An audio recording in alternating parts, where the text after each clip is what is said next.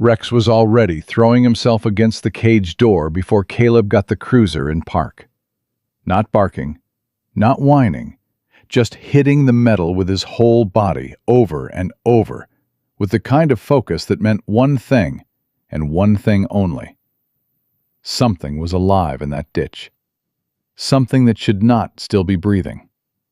Caleb drew his weapon before his boots hit the pavement. The rain was coming down sideways. His flashlight cut through the dark and found her face down in the mud.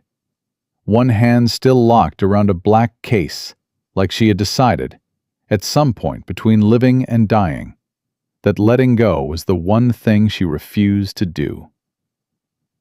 Before we go any further, tell us in the comments what city you were watching from. We want to know how far this story has traveled.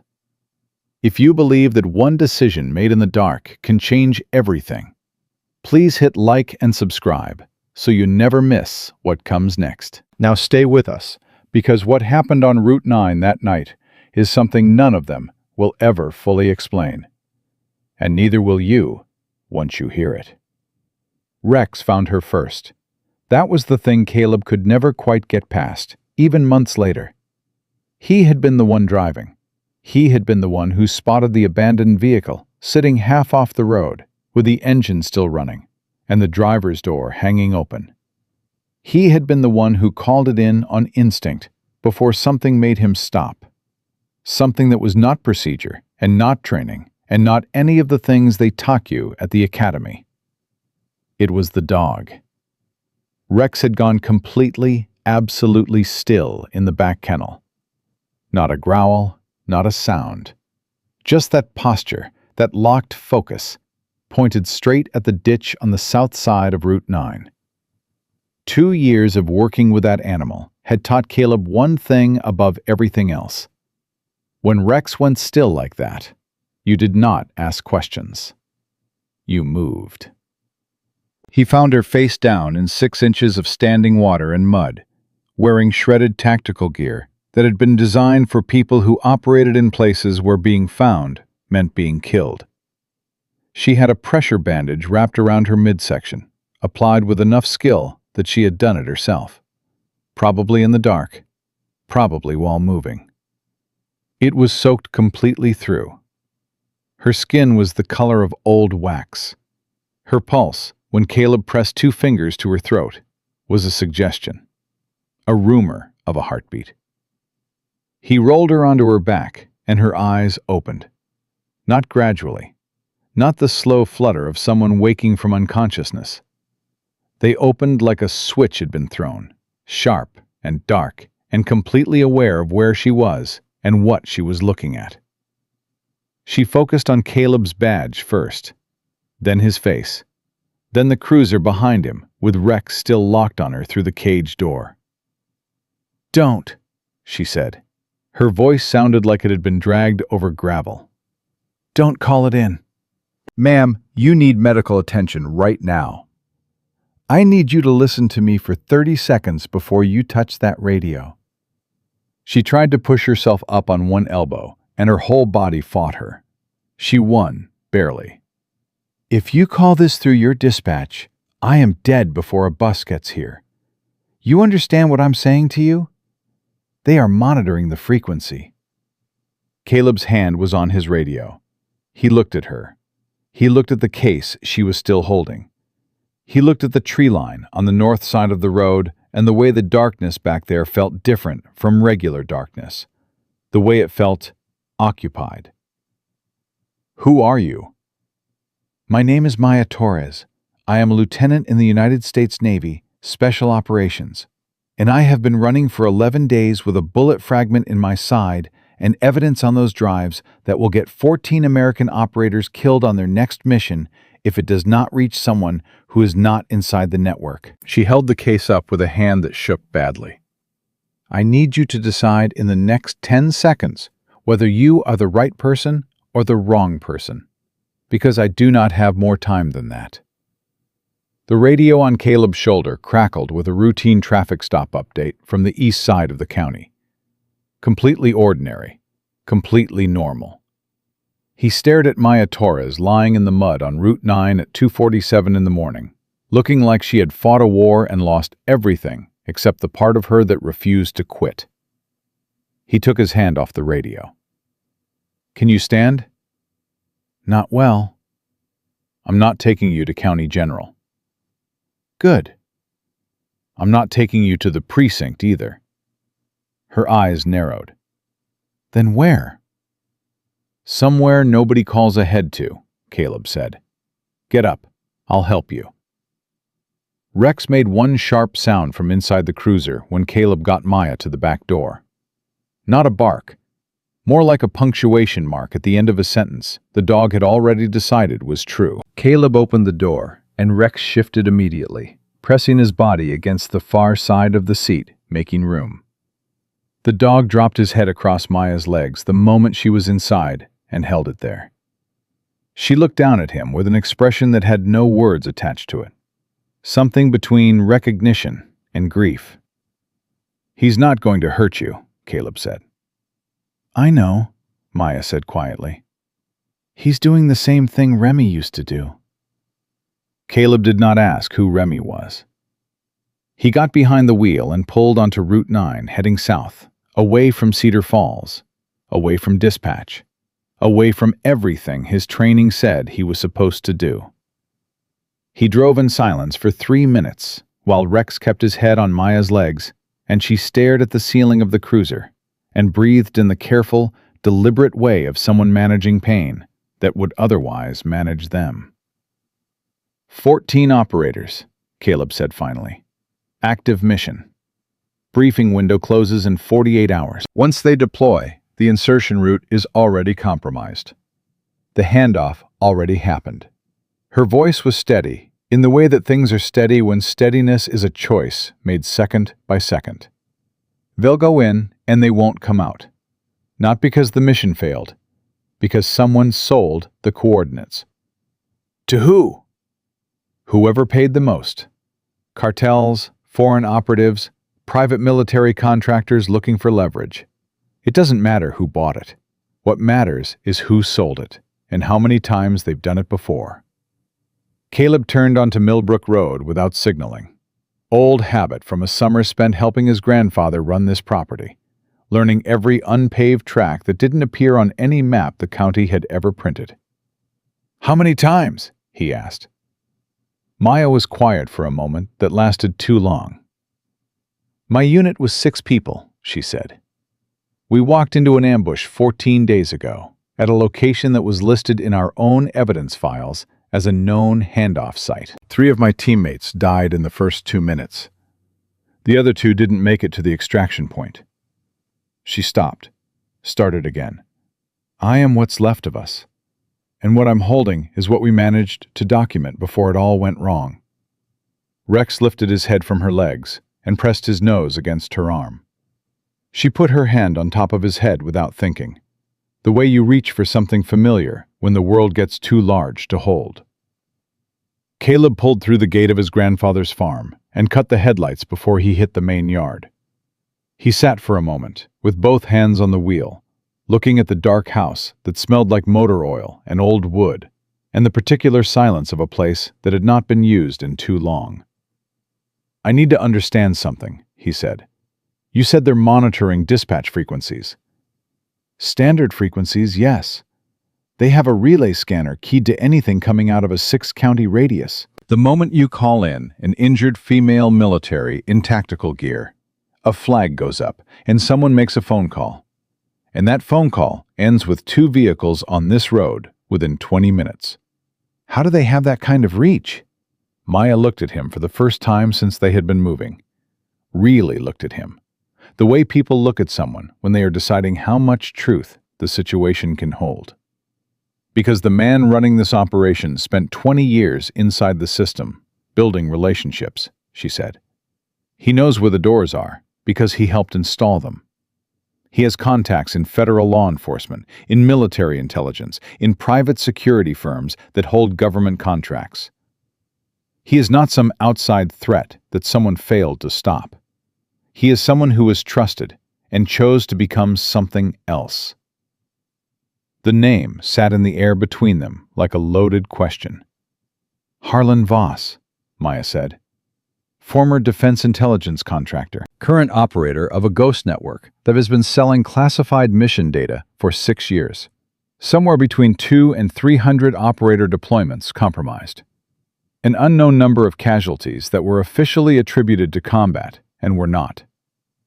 Caleb got out of the cruiser and opened the back door.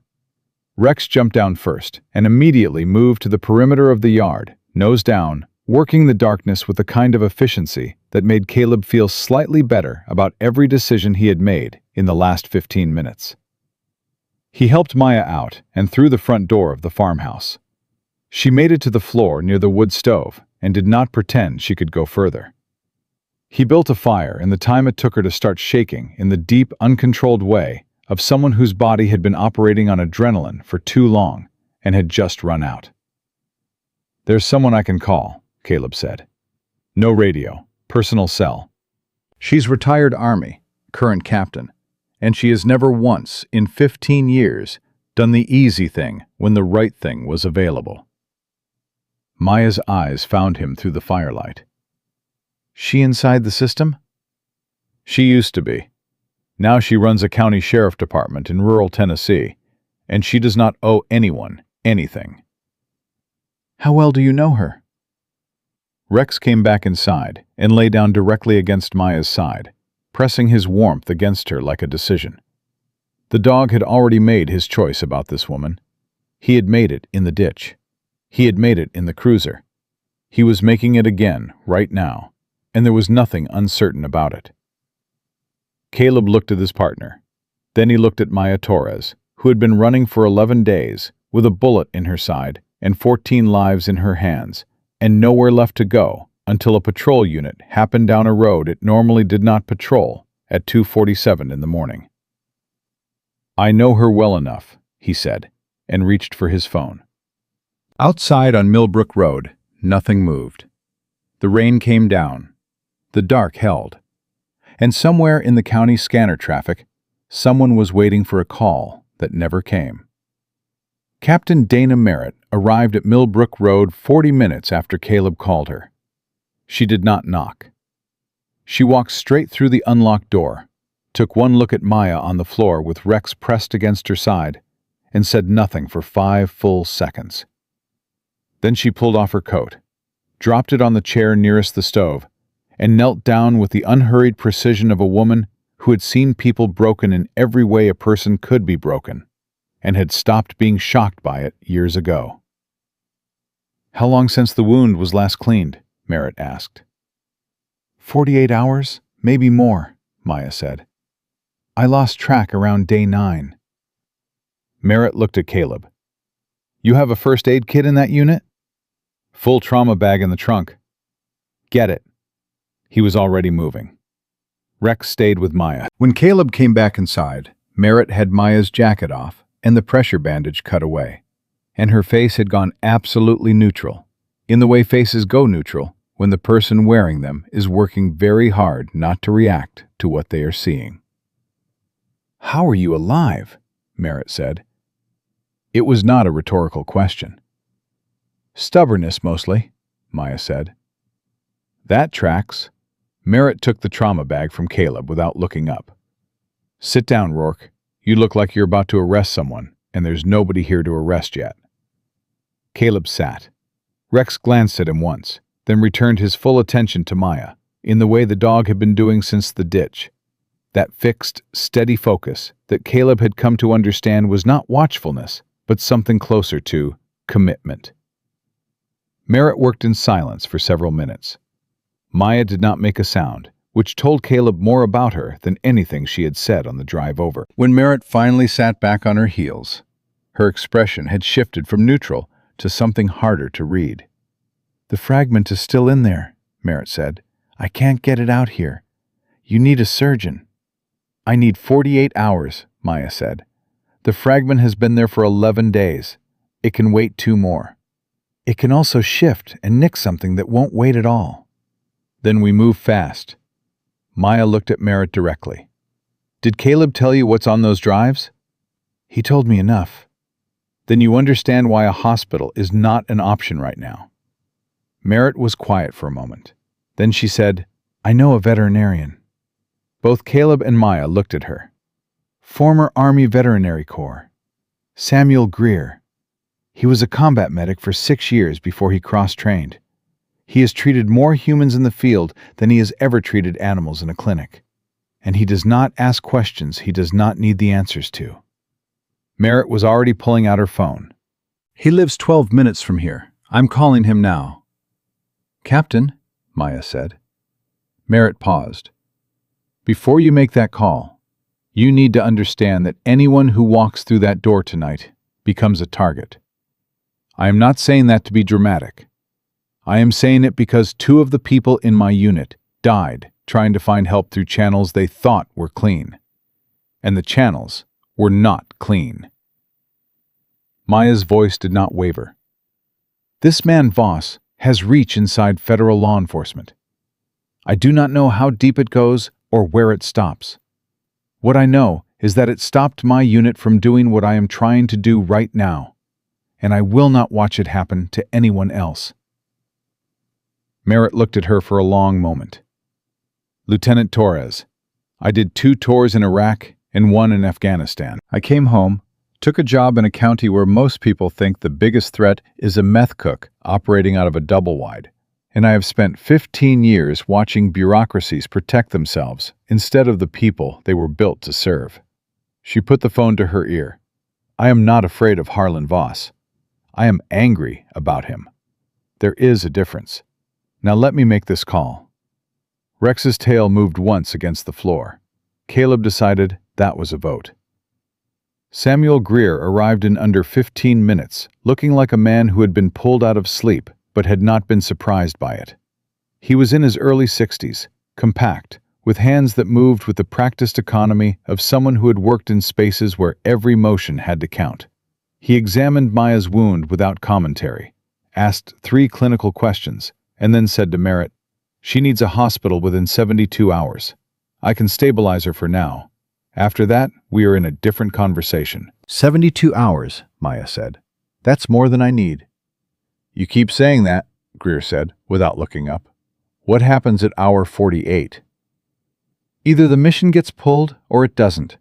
Either the evidence gets to someone who can act on it, or it doesn't." Maya glanced at the black case sitting against the wall where Caleb had set it. "There are 3 hard drives in there, 14 months of documentation, Voss's entire network mapped from the inside.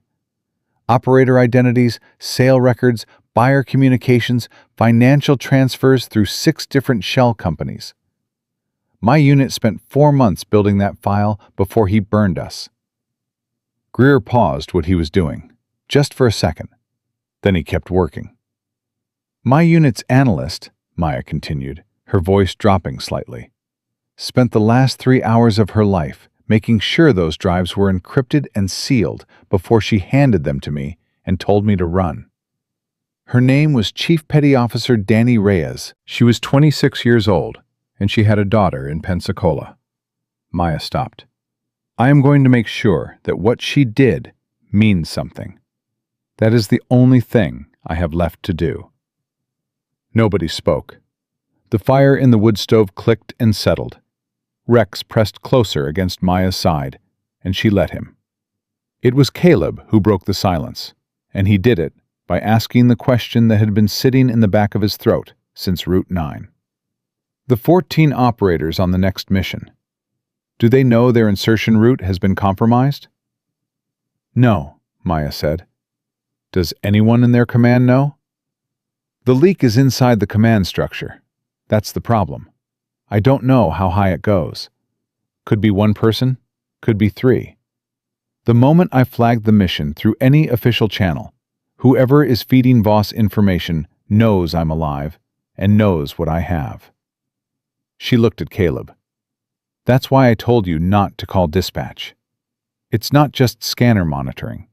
It's a person. A specific person inside a specific office who has been routing intelligence to Voss for at least 2 years." Caleb felt the room shift. Not physically. In the way a room shifts when information enters it that changes the weight of everything. "You know who it is," he said. Maya was quiet. Lieutenant Torres, you know who the internal contact is. I have a name on those drives, she said carefully. A name, and 4 months of corroborating evidence. But until I can get that evidence into the hands of someone outside the compromised chain, that name is not something I say out loud. Because the moment it gets out that I have it, every resource Voss has gets redirected to making sure I never say it in front of a federal judge. Merritt crossed her arms. Then we need someone outside the chain. That's why I told you not to call dispatch, Maya said again. And this time it landed differently than it had in the ditch. Not as desperation, as strategy. Caleb stood up and walked to the window. Not to look at anything, just to move, because sitting still with this much information pressing against the inside of his skull felt like standing in a hallway with the walls coming together. There's an FBI agent, Merritt said slowly. Counterintelligence. His name is Derek Lane. He's based out of Nashville, works cross-jurisdictional organized crime cases, and he came to me 14 months ago asking questions about unusual vehicle traffic on the Route 9 corridor. Said he was tracking something, but couldn't say what. She paused. He gave me a personal number. Said if I ever saw something that didn't fit the pattern of what should be out here, to call it and not route it through the field office. Maya's eyes sharpened. Why not through the field office? He didn't say. But a man who gives a county sheriff captain a personal number and tells her to bypass official channels is either dirty or scared of someone who is. Merritt looked at Maya. Which one do you think? I think a man who has been building a case against Voss for 14 months and hasn't moved on it yet is probably not dirty, Maya said. I think he's been watching his warrants disappear before they reach a judge, and he's been smart enough to understand why without being able to prove it yet. So we give him the proof, Caleb said, turning from the window. We give him the drives, Maya corrected. The proof is already built. What Lane needs is a chain of custody that doesn't go through anyone Voss owns. That's us, Caleb said. That is an off-duty patrol officer, a county sheriff captain, a retired Army veterinarian, and a Navy lieutenant who is technically listed as killed in action, Maya said flatly. That's what we have. Rex stood up from his position beside Maya, walked across the room to Caleb, and sat directly at his feet. He looked up at him with those amber eyes that had no doubt in them, no hesitation, no version of this situation in which the answer was to walk away. Caleb looked down at his dog for a long moment. Then he looked at Merritt. Call Lane. Merritt was already dialing, and somewhere in Nashville, at 3:40 in the morning, a phone rang on a nightstand beside a man who had not been sleeping anyway, because men who are building cases against people who make evidence disappear do not sleep well, and had not in a very long time. Derek Lane arrived at Millbrook Road before sunrise, alone, in an unmarked vehicle that had seen better years. And the first thing he did when he walked through the door was look at Maya Torres for a long time, without saying anything. Then he said, "We pulled your DNA from a body bag 3 weeks ago." Maya did not blink. Whose body? We don't know. That's the problem. Lane set his bag down on the table and pulled out a folder, thin, worn at the edges, the kind of folder that had been opened and closed too many times to stay crisp. The bag was recovered from a secondary site near the ambush location. Female, approximate age and build matching your profile. The lab flagged it as a potential match, and your command closed the file. My command, Maya said, and the 2 words carried the particular weight of something that had been trusted and had failed. Your commanding officer submitted the identification paperwork himself, 48 hours after the ambush. Lane looked at her steadily.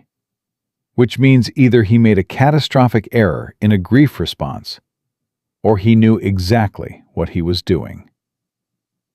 The room went quiet, in the way rooms go quiet when something shifts permanently. Caleb watched Maya's face. She did not look surprised. She looked like someone who had suspected something terrible for a long time and had just been handed the confirmation she did not want. "Colonel Dennis Farrow," she said. "That's the name on those drives. That's the internal contact." Lane closed his eyes briefly, opened them. "I was afraid of that." "You already suspected him." "I had a financial pattern that pointed towards someone with his level of access. I didn't have a name I could put in front of a judge without getting the warrant buried." Lane pulled a chair out and sat down heavily. "How solid is what you have on him?" 4 months of communication intercepts, financial transfers routed through a shell company registered in Delaware that traces back to a holding company in the Cayman Islands that Voss controls, and 3 instances of mission data appearing in Voss's buyer communications within 6 hours of Farrow receiving the briefing. Maya's voice was precise, clipped, the voice of someone who had rehearsed this in their head for 11 days, because they knew the moment they said it out loud, everything would accelerate. "Chief Reyes built that file. She was meticulous." "Then we have a case," Lane said. "We have evidence," Merritt corrected from across the room. "A case requires a chain of custody that holds in court. And right now, the chain of custody runs through a Navy lieutenant who is officially dead, a county sheriff captain who technically has no jurisdiction over federal intelligence matters, a canine officer on night patrol, and a veterinarian who is not supposed to be treating human wounds." She looked at Lane. "So tell me how we make this real before the clock runs out." Lane reached into his bag and pulled out a laptop. "I have a federal judge in Memphis, Eleanor Briggs. She is 71 years old. She has been on the bench for 23 years. And in 2 decades, she has had exactly 0 warrant applications disappear before reaching her desk because she does not use the standard routing system. She pulls paper applications, reviews them herself, and signs them in her kitchen if she has to." He opened the laptop. "I need 3 hours to build the application. I need the drives. The drives don't leave my hands until I know that application is in front of a judge who can act on it," Maya said. "Then work with me on this. Tell me what's on them while I write." "That works," Maya said, and then, more quietly, "That's the first thing that's worked in 11 days. They worked through the dark hours with Lane typing and Maya talking, building the warrant application piece by piece, while Merritt stood near the door and Greer monitored Maya's vitals with the quiet efficiency of a man who had decided that the most useful thing he could do was make sure she stayed conscious long enough to finish.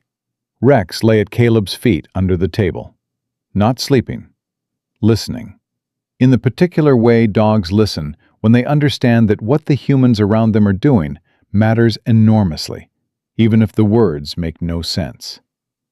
At hour 2, Caleb's phone buzzed. He looked at the screen and felt his stomach drop. It was a notification from the Cedar Falls PD internal system. A routine one, the kind that came through automatically when a unit's GPS tracker showed extended stationary position outside a logged stop. His cruiser had been parked at Millbrook Road for over 3 hours. Someone in dispatch had flagged it for a welfare check. "We have a problem," he said. Everyone looked at him. "My unit's been sitting here too long. Dispatch is going to send someone to check on me." Lane did not stop typing. "Call it in as a mechanical issue. Request a delayed response." "If I call it in, it goes through dispatch." "Use your personal cell to call your supervisor directly. Request a non-logged welfare waiver. Tell them the vehicle is fine.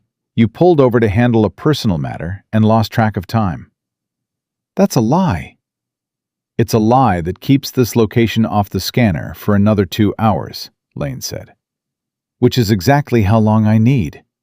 Make the call, Officer Rourke." Caleb looked at Merritt. She nodded once, the kind of nod that meant, "I am not telling you to do this, But I am telling you that the alternative is worse. He stepped outside, made the call to his shift supervisor in the flat, slightly embarrassed voice of someone admitting to a minor lapse in judgment, and came back inside 2 minutes later. "We have until 6 a.m., he said. "Then we move faster," Lane said, and his fingers on the keyboard picked up pace. At 3:50 in the morning, Maya said the thing that nobody had said yet. "Even if Briggs signs the warrant, Voss is going to know the moment we move on his operations center. He has a scanner relay. He has people watching federal courthouse activity." She looked at Lane. "He burned my unit by knowing we were coming 20 minutes before we got there.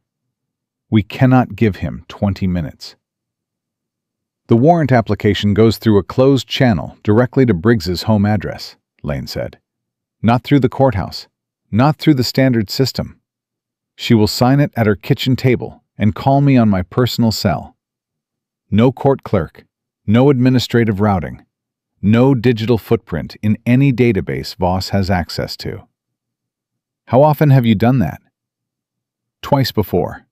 Both times for operations where I had reason to believe the standard routing was compromised." He looked at her over the laptop screen. "Both warrants held up in federal court. Briggs is airtight." Maya absorbed that. Then she said, "What about Farrow?" The question landed in the room like a stone dropped in water. "Farrow has to be taken simultaneously," Merritt said. "The moment Voss's operation center gets hit, Farrow will know. If he's not already in custody when that happens, he burns evidence and disappears." "I can coordinate that through DoD counterintelligence," Lane said. "There's an agent I trust. One. He has been trying to flag anomalies in Farrow's access records for 8 months and kept getting redirected. When I call him with what we have on those drives, he is going to move very fast." "One agent," Caleb said. "One agent who is the right agent," Lane said. "Numbers don't win this. The right people in the right places at the right time wins this." Rex stood up suddenly, not dramatically, just came to his feet with that quiet, loaded efficiency that meant something had changed in the information available to him. His head turned toward the front of the house. His ears moved forward. He did not make a sound. Caleb was already standing. "Someone's on the road." Merritt was at the window in 3 steps. She came back, shaking her head. "Vehicle. Moving slow. No lights." "Could be a neighbor," Greer said. "At 4 in the morning with no lights?" Merritt said flatly. "No." Lane closed the laptop without shutting it down. "Is there another way out of this property?" "Back past your gate," Caleb said. "Connects to a fire road that runs 2 miles east to County Road 7. "How long to get to it?" 3 minutes if we move now." Maya was already pushing herself to her feet. Greer tried to stop her, and she looked at him with an expression that ended that conversation immediately. She picked up the black case. Her hands did not shake. "The drives go with me," she said. "No matter what happens, the drives go with me." "Nobody argued," Caleb said, and reached for Rex's lead. They moved through the back of the house and out into the cold dark, fast and quiet. Rex stayed at Caleb's left side without being told, matching his pace exactly, head up, processing everything. Behind them, Caleb heard a car door close on the road out front. One door, then another. 2 people. They made the pasture gate in 2.5 minutes. Lane pulled it open, and Caleb pushed through with Rex, then turned and helped Maya, who was moving on willpower and very little else, but was moving. Merritt came last, pulling the gate shut behind her. From the direction of the farmhouse, a light appeared, handheld, sweeping, looking for something. Nobody spoke. They moved into the dark of the fire road, single file, with Rex leading and the sound of their own breathing the only thing between them and whatever was working its way toward the house they had just left. Caleb's hand found the case in Maya's grip in the dark. Not to take it, just to make sure she still had it. She did. She tightened her fingers around it in a way that said she always would. And ahead of them, the fire road stretched into a darkness that was at least clean, at least unknown, at least not yet decided. They made County Road 7 in 11 minutes. Lane had his phone out before they cleared the gate, already calling the judge in Memphis, speaking in the low, controlled voice of someone who had rehearsed this conversation in his head for 14 months and was finally having it. Merritt drove. Caleb sat in the back with Rex between him and Maya, the black case across her knees. And nobody talked because Lane was talking, and everything else could wait. Judge Briggs picked up on the second ring, which told Caleb she had been awake. When Lane said her name and then said the words Ghost Network and 14 operators and Harlan Voss in the same sentence, she said, "Send it to the secure address. I'll have it read in 40 minutes." She did not ask why he was calling at 4 in the morning. She did not ask why it wasn't going through standard routing. 23 years on the bench had apparently taught her when to skip the procedural questions and get to the part that mattered. Lane ended the call and opened his laptop on his knees in the moving vehicle. "I need the drives." Maya did not hand them over. She looked at him. "The chain of custody starts the moment those drives leave my possession," she said. "Once I hand them to you, I am trusting the system. The same system that identified me as dead 3 weeks ago. The same system that let Pharaoh sign that paperwork without anyone checking the body." Her voice was steady, but the weight behind it was not. "Tell me why I should." "Because the system is not one thing," Lane said. "It's people. Some of them Voss owns, some of them he doesn't. Briggs is 71 years old, and she has never once in her career had a conversation with Harlan Voss or anyone who works for him. She doesn't owe anyone anything. She is just a judge who believes that the law means what it says." He held out his hand.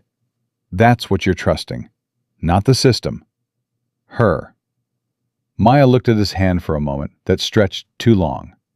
Then she reached into the case and pulled out the 3 drives, one at a time, and placed them in his palm. Rex pressed his head against her arm the moment her hands were empty. She put her palm flat against the top of his skull and breathed. Lane connected the first drive to his laptop and started working.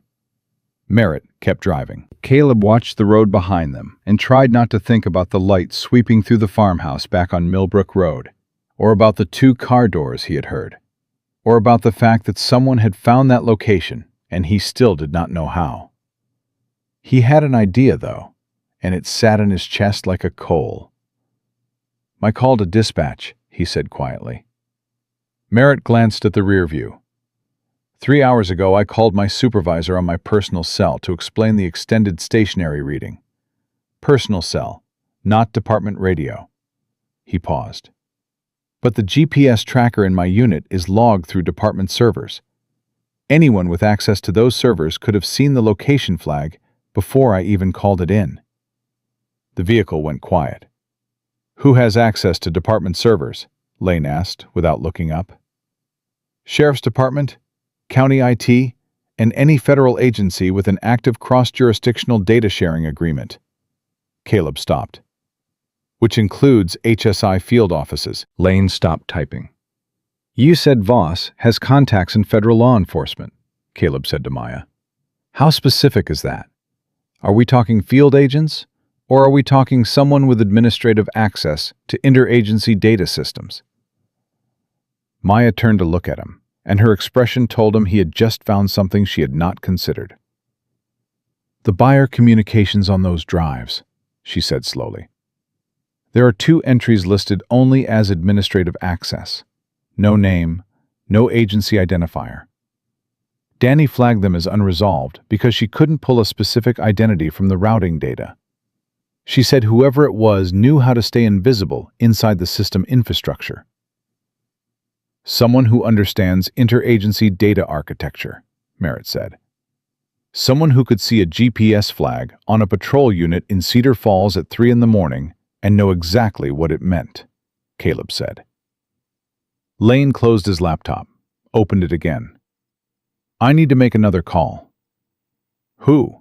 Merritt asked. The DoD contact I mentioned. The one who's been flagging Pharaoh's access records. Lane already had the phone to his ear. Because if there's an administrative-level contact inside a federal agency with data system access, Pharaoh is not working alone. And if Pharaoh is not working alone, we have a bigger problem than one colonel. The call lasted 4 minutes. Lane did most of the listening. When he hung up, he sat with the phone in his hand for a moment, in the way people sit when they have just received information that reorganizes everything they thought they understood. Pharaoh was arrested 40 minutes ago, he said. My contact moved the moment I sent him the drive summary. He had a team already staged because he had been building toward this for 8 months and was waiting for exactly what we sent him. That's good, Caleb said carefully, because Lane's voice did not sound like someone delivering good news. Pharaoh was arrested at his residence. He was not there when the team arrived. Lane paused. He was at a federal building. Specifically, he was in the Data Infrastructure Center of the HSI field office in Nashville, logged in with his military clearance at 2:15 in the morning. Nobody spoke.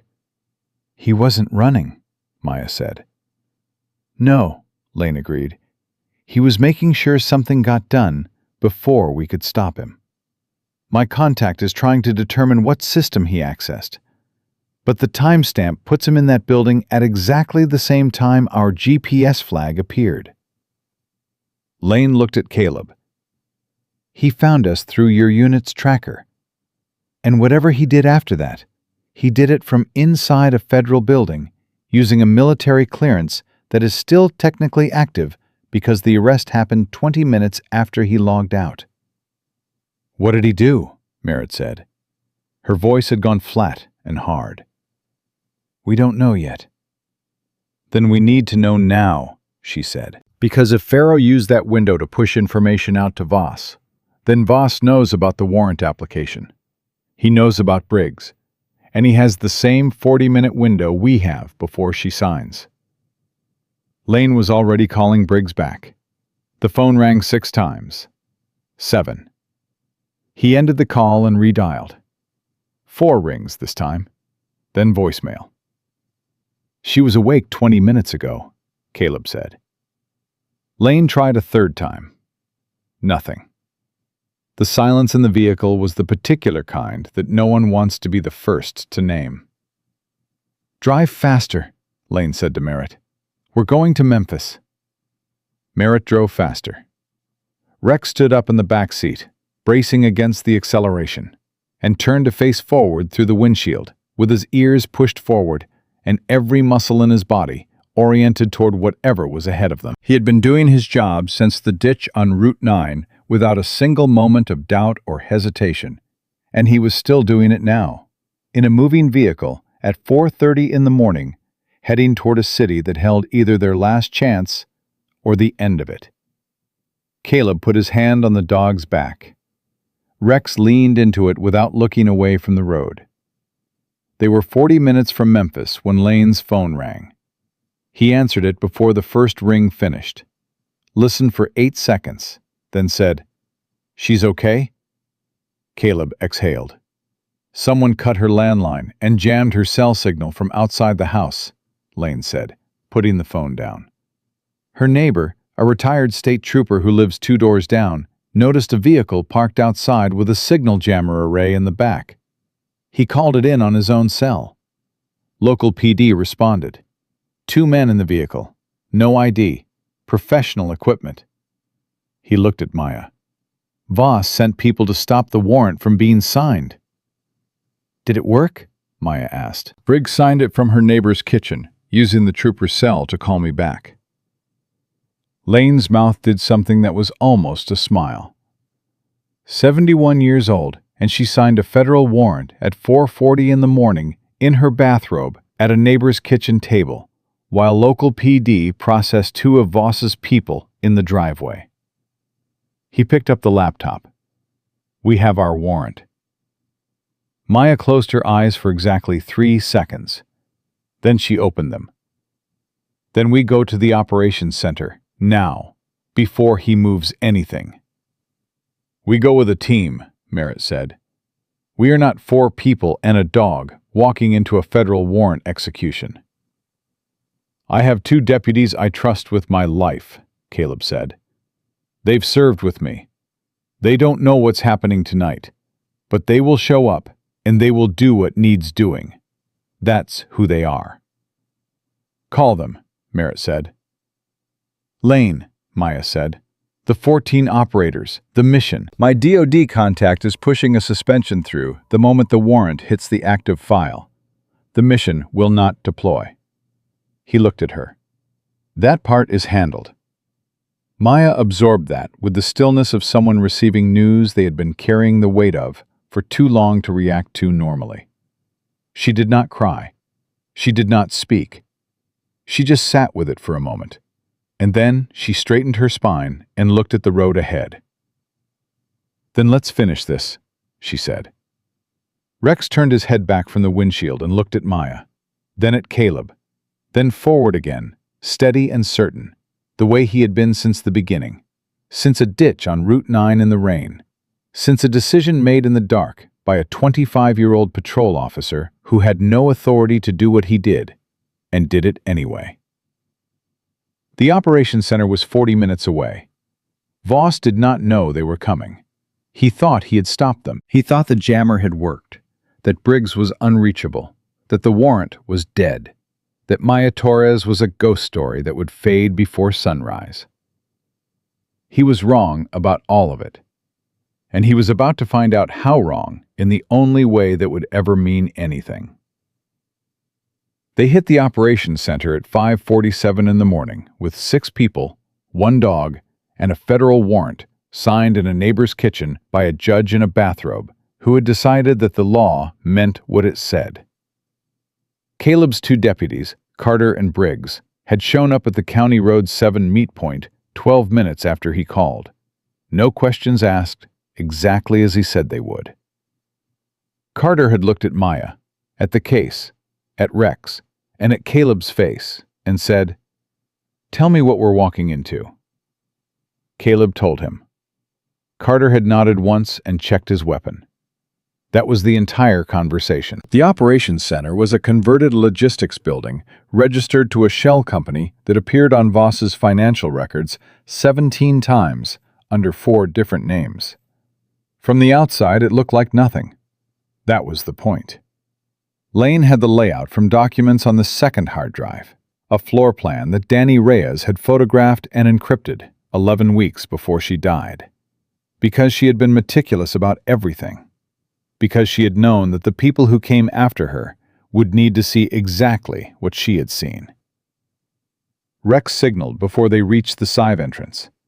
Not the trained indication he used for narcotics or threats. Something different. A full-body stillness with his nose angled low and his weight pushed forward. The posture Caleb had seen exactly twice before in 2 years of working together. Both times it had meant one thing. People inside. Waiting. "Hold," Caleb said quietly. Everyone stopped. "He knows we're here," Maya said. It was not a question. "He thinks he stopped us," Lane said. "Which means he's not running. He's positioned." "How many people does he typically keep in a facility like this?" Merritt asked. The floor plan shows a primary operations room and 2 secondary rooms off the main corridor. Danny documented between 4 and 8 personnel on overnight shifts during active data transfer windows. Lane looked at the building. "Whether tonight is an active window, I don't know." "It is," Maya said. "The mission briefing window closes in 3 hours. Voss would be moving data tonight, confirming the sale, transferring final coordinates. He wouldn't leave that to anyone else." She looked at Rex. "The dog already knows." Caleb looked at his partner. Rex had not moved. He was still pushing forward in that locked posture, breathing steadily, reading the building through walls and distance in ways that no human instrument could replicate. "We go in on the warrant," Lane said. Announced entry, law enforcement identification, standard procedure. And if they don't respond to standard procedure, Carter said, then we deal with what's in front of us. They went in through the side entrance, with Lane leading because it was his warrant, Merritt on his left because she was the senior law enforcement officer with active jurisdiction, and Caleb directly behind, with Rex, because the dog had already decided where he was going, and Caleb had learned not to argue with that decision when everything was on the line. "Federal warrant, FBI. Everyone stay where you are." The first room was empty. The second was not. Two men, both standing, both with a particular stillness of people who had been warned something was coming and had made decisions about how to handle it. Professional stillness. Trained stillness. Caleb recognized it because he had seen it in Maya from the first moment on Route 9. The stillness of someone who is never entirely off duty. "Hands where I can see them," Merritt said. Her voice had the flat authority of someone who had given this instruction in places where not following it had consequences, and whose tone communicated that this was one of those places. Both men complied. Rex moved to Caleb's left and sat, watching the two men with amber eyes that registered everything and forgot nothing. "Where's Voss?" Lane said. Neither man spoke. "The warrant covers this facility, every room, every device, every piece of paper with a word on it," Lane continued. "You are looking at federal charges that include conspiracy, trafficking of classified intelligence, and accessory to the deaths of United States military personnel. How that goes for each of you individually depends entirely on what you do in the next 60 seconds. The man on the left looked at the man on the right. Something passed between them. The wordless calculation of two people deciding simultaneously whether the thing they were protecting was worth what protecting it was going to cost. The man on the right said, "Server room, back corridor. He's been in there since 4 a.m. Carter moved to secure them. Merritt followed Lane toward the back corridor. Caleb took Rex and went with them, because Rex was already moving, pulling slightly forward on the lead, telling Caleb in the only language available to him that they were going in the right direction and needed to go faster. The server room door was heavy, reinforced. The kind of door that said, "Whatever is behind me is worth protecting." It was also unlocked, which was the kind of detail that stopped Caleb mid-stride, because a man who knew law enforcement was coming did not leave his server room door unlocked unless he had a reason. Lane's hand went up. Everyone stopped.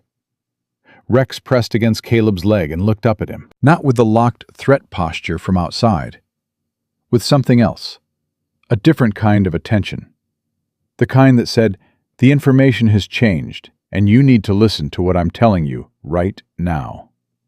"He's not in there," Caleb said. Lane looked at him. "The man said the server room." "Rex just told me different." Caleb looked at his dog. "Where?" Rex turned and looked back down the corridor, toward the direction they had come from, toward the room they had walked through first. The empty room. It had been empty when they walked through it. Caleb moved fast, back down the corridor, Rex at his side, and came around the doorframe, low and fast, the way his training had put into his body so deep it operated before his conscious mind caught up. The room was not empty anymore. Harlan Voss was standing at a secondary terminal mounted on the far wall, a laptop open beside it, both hands moving with the focused speed of a man trying to finish something before the clock ran out. "Stop," Caleb said.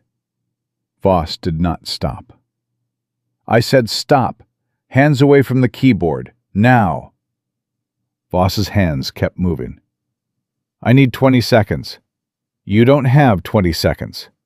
"Officer Rourke," Voss said his name without turning around, and the fact that he said it the way he said it, casually, like they were acquaintances, sent ice down Caleb's spine.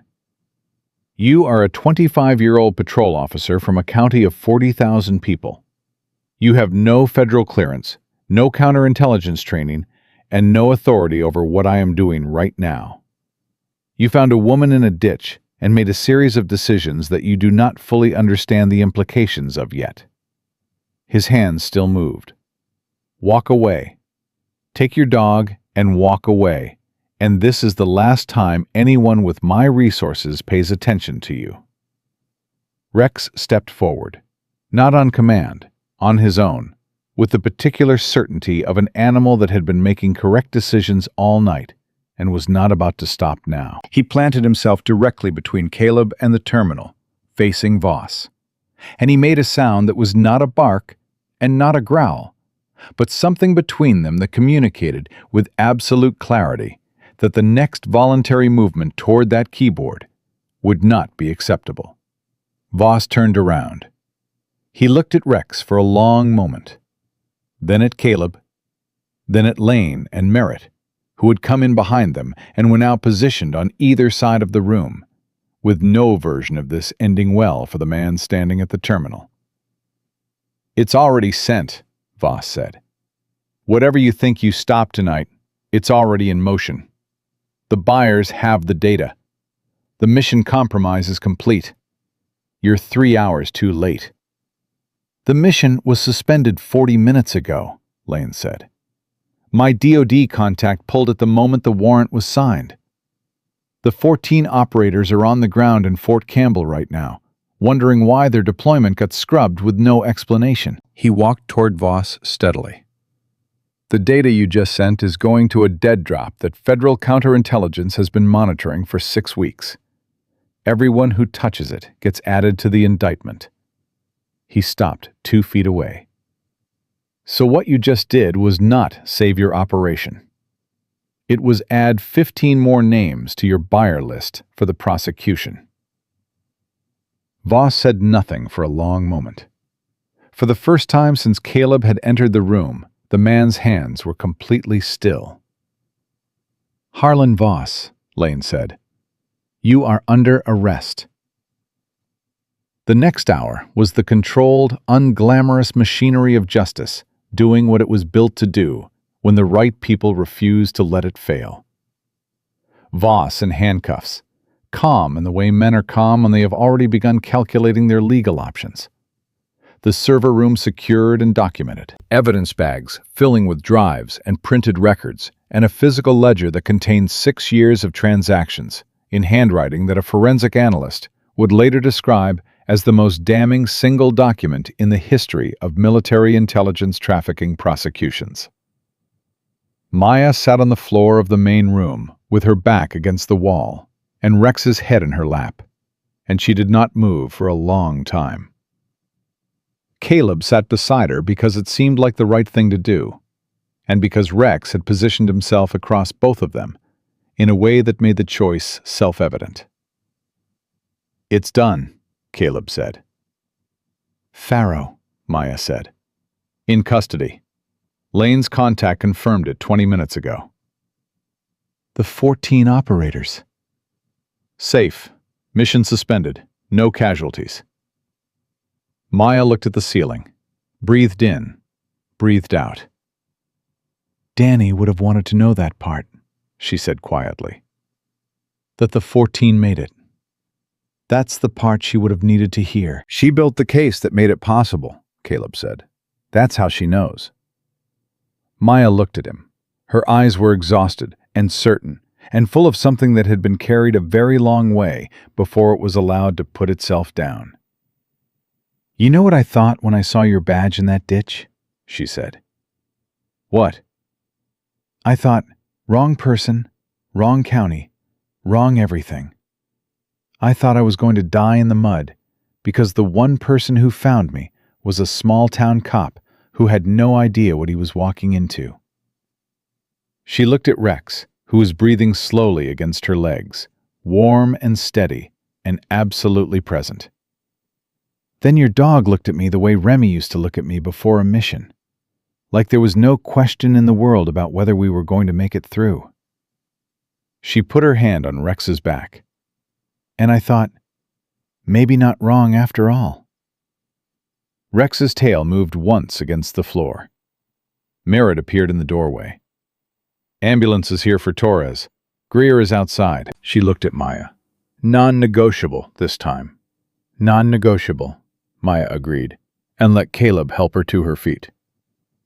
Outside, the sun was coming up over Tennessee the way it always did, without asking permission, without caring what had happened in the night, just arriving the way light arrives, because that is what light does.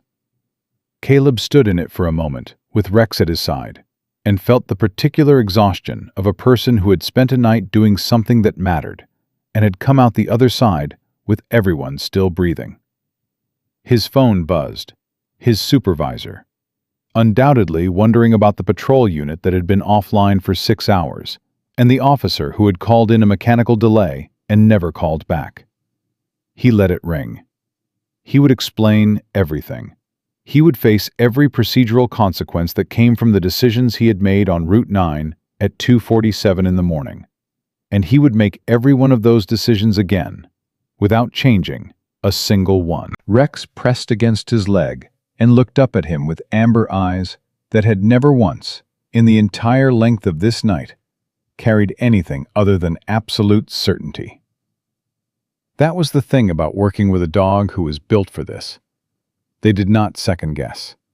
They did not calculate risk against reward or weigh the cost of getting involved against the comfort of driving past. They found the person in the ditch who needed finding. They led you to the room that mattered. They stood between you and the thing that was trying to finish what it started. And they stayed there. And they did not move until it was done. Caleb reached down and put his hand on Rex's head. The dog leaned into it with the full weight of an animal who knew exactly where he belonged and had never needed anyone to tell him. 14 operators went home that morning who did not know why their mission had been scrubbed. Voss went into federal custody. Farrow went into federal custody. The drives that Danny Reyes had sealed with the last hours of her life became the foundation of the largest military intelligence trafficking prosecution in 20 years. And on Route 9 in Cedar Falls, Tennessee, the abandoned vehicle was still sitting half in the ditch, with the engine finally cold, the driver's door still open, marking the exact spot where a dying woman had held on to a case full of evidence with both hands and refused to let go until someone showed up who was worth giving it to.